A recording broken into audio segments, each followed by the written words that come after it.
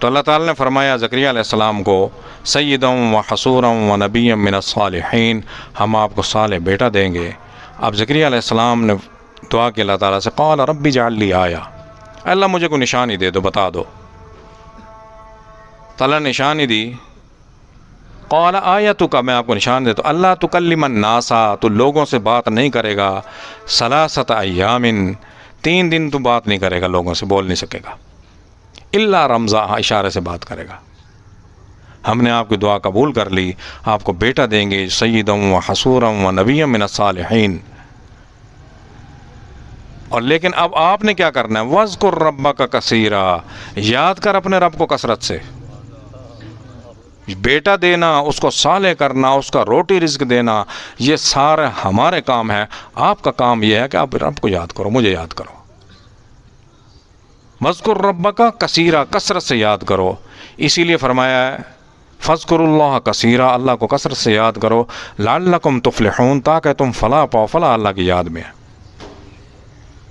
وَسَبِّحْ، اور تسبیح کرو اپنے رب کی، صرف اللہ کو یاد کرنا ہے اور تسبیح کرنی، پاکی بیان کرنی ہے اللہ کی، بالعشی، رات کو، والابکار، اور صبح، صبح شام اللہ کی پاکی بیان کرو، سبحان اللہ وبحمدہ، سبحان اللہ العظیم۔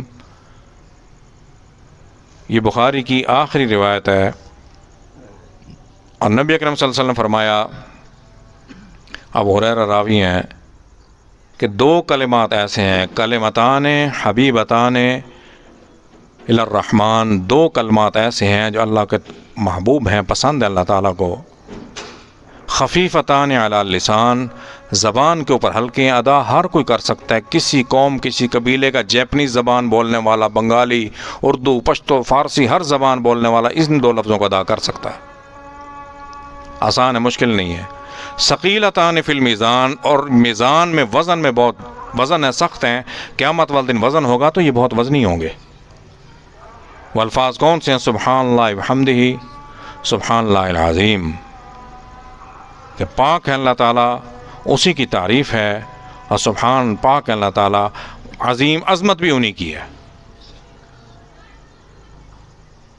تو یہ اللہ تعالیٰ نے فرمایا ہے ذکر کریں اللہ تعالیٰ کا۔ ہمارے لیے حاصل کلام لیسن یہ ہے کہ اللہ کو یاد کریں اور اللہ کی پاکی تسبیح بیان کریں، صبح شام اللہ تعالیٰ کی دعا ہے، اللہ تعالیٰ قرآن پاک پڑھنے کی، عمل کرنے کی، اس پر توفیق عطا فرمائے۔ وآخر دعوانا الحمدللہ رب العالمین۔